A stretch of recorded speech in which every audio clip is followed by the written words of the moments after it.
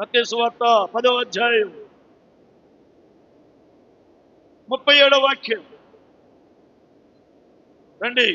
తండ్రినైనను తల్లినైనను నాకంటే ఎక్కువగా ప్రేమించేవాడు నాకు పాత్రుడు కాడు. తన శిలువను ఎత్తుకుని నన్ను ఎంబడింపని వాడు నాకు పాత్రుడు కాడు. చాలు. దేవునికి మహిమ కలుగును గాక. హల్లెలూయా, హల్లెలూయా. బైబిల్ ఏమంటుంది చూడు. చదివిన ఈ వచనాల్లో ఒక పదం 3 సార్లు రాయబడి ఉంది. ఏ పదం ఇది? నాకు పాత్రులు కారు, నాకు పాత్రులు కారు, నాకు పాత్రులు కారు. ఏంటి మాటకు అర్థం? ఏంటి మాటకు అర్థం? నాకు సంబంధం లేని వారు. తండ్రినైనను తల్లినైనను నాకంటే ఎక్కువగా ప్రేమించేవాడు నాకు పాత్రుడు కాడు. నాకు వారికి సంబంధం లేదు. ఎవరిని? తల్లినైనా నాకంటే ఎక్కువగా ప్రేమిస్తే, తండ్రినైనా వాడు నాకంటే ఎక్కువగా ప్రేమిస్తే వాడికి నాకు సంబంధం లేదు. రెండవది, కుమారునైనను కుమార్తెనైనను నాకంటే ఎక్కువగా ప్రేమించేవాడు వాడు నాకు సంబంధం లేదు. హలో, ఈ మాటల్లో ఉన్న అర్థాలు చెప్తాను, నేర్చుకోండి. నేనెక్కువ, నీ తల్లి ఎక్కువ. నేనెక్కువ, నీ తండ్రి ఎక్కువ. నేనెక్కువ, నీ కొడుకు ఎక్కువ. నేనెక్కువ, నీ కూతురు ఎక్కువ అని అడుగుతున్నాడు దేవుడు. వినాలి. దేవుడు అడుగుతున్నాడు ఎంత కఠోరంగా. నీకు ఎవరెక్కువ? నీ భార్య ఎక్కువ? నీకు ఎవరెక్కువ? నీ ఉద్యోగం ఎక్కువ? చెప్పండి రా. ఎంతమంది యేసయ్యను నిజాయితీగా ప్రేమిస్తున్నారు?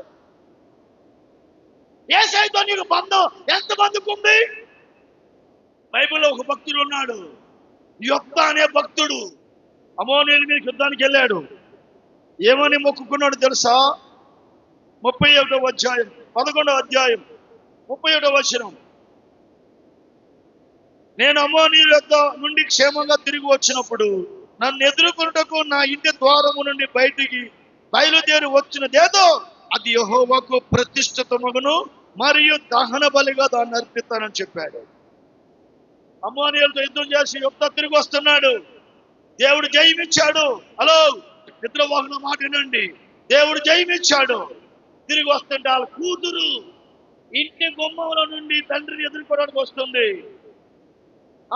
కూతురు చూసి, అమ్మా నేను దేవుడికి మొక్కుకున్నా, అమ్మో నీళ్ళ మీద జయం వస్తే నా ఇంటి గుమ్మం నుండి ఏది నన్ను ఎదుర్కోవడానికి వచ్చిందో దాన్ని దేవుడికి బలిగాని ప్రతిష్ఠిత చేస్తానని మొక్కుకున్నానమ్మా అన్నాడు.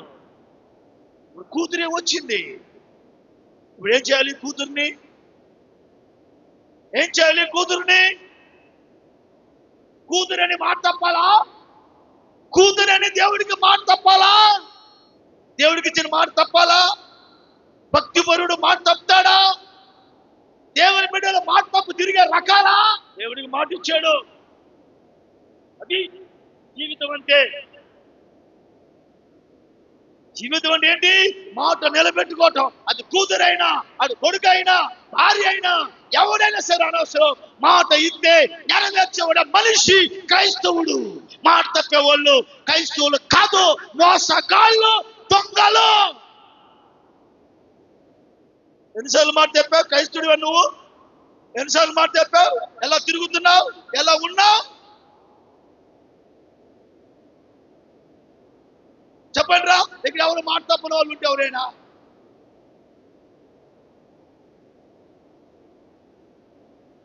ప్రతిష్ఠితము చేస్తాను మరియు దహన బలి అర్పిస్తాను అని రాసి ఉంది బైబిల్. ఆయన అనుకున్నట్టుగా తన కూతురు పట్ల చేసేసాడు. సందేహం లేదు. దేవుడికి మాట ఇద్దా మాట చేశాడు. అబ్రాహాం దగ్గరికి వెళ్ళాడు. అబ్రాహాం, నీకు ఒక్కగాన కొడుకైనా ఇస్సాకు నాకు బలి కొడుకైనా ఎక్కువ రా, దేవుడి కంటే కూతురు ఎక్కువ, దేవుడి కంటే భక్తి పరులకి. పనికిరాని వాళ్ళు కదా అందరు ఎక్కువ, కానీ దేవుని బిడ్డలకి మాట అంతే అంతే. నువ్వు నీళ్ళల్లో నిలబడి ఏమని బాప్తీసం తీసుకున్నా, నీళ్ళల్లో నిలబడి మాస్టర్ గారు ఏమని నీకు ప్రమాణం చేయించాడు, ఆ ప్రమాణం నిలబెట్టుకుంటున్నావా? ఎన్నిసార్లు మాట తప్పావు, ఎన్నిసార్లు దేవుని అడగబెట్టావు, ఎన్నిసార్లు దేవుని ఏడిపించావు, దైవజనుని ఏడిపించావు. అబ్రాహాము అన్నాడు, అబ్రాహాము నీ కొడుకు ఇస్సాకు నా బలి చేస్తాను. తీసుకెళ్ళాడు, కొండ మీద తీసుకెళ్ళి కట్లు కట్టి పేచాడు, పడేసి కట్టెక్కాడు సంపాదించడానికి. అంటే అబ్రాహాముకి కొడుకు ఎక్కువ, దేవుడు ఎక్కువ? నీకు ఎవరు ఎక్కువ? దేవుడితో బంధం నువ్వు తెంచుకుంటున్నావు. దేవునికి మహిమ కలుగును గాక. హల్లెలూయా. ఎందుకు ఇంత కఠినంగా నాకంటే మీరు ఎక్కువ ప్రేమితని నూరుకోనని ఎందుకు అంటున్నారు చెప్పండి? చెప్తాను, 4 ముక్కలు వినండి. యెషయా గ్రంథం 44వ అధ్యాయం 2వ వాక్యం. నిన్ను సృష్టించి గర్భములో నిన్ను నిర్మించి నీకు సహాయం చేయువాడని యెహోవా సెలవిచ్చుకున్నాడు. మరి నేను పుట్టించి తల్లి గర్భంలో నీకు రూపాన్ని ఏర్పాటు చేసి 9 మాసాలు అక్కడ ఉమ్మ నీళ్ళలో నిన్ను పెంచి 10వ నెలలో బయటికి తీసుకొచ్చి ఈ లోకానికి నిన్ను పంపించి ఈ లోకంలో ఉన్న చెడు మాలిన్యం నీకు అందితే బాగు చేయాలని ఆ దేవుడే యేసుక్రీస్తుగా మళ్ళొచ్చి సిలువలో నీ కోసం ప్రాణం పెట్టాడా? ఎవరైనా పెట్టాడా ప్రాణం నీ కోసం? పాపము ఉన్న ఎక్కువ దేనిని ప్రేమించిన నీకు దేవునికి బంధం అంటూ లేదు. ఒకవేళ మీరు మాయ వేషాలు వేసుకుని ఉందంటే నేనేం చేయలేను. ఆ రోజు తేలిపోతాను, ఆ రోజు కథ అంతా తేలిపోతాను.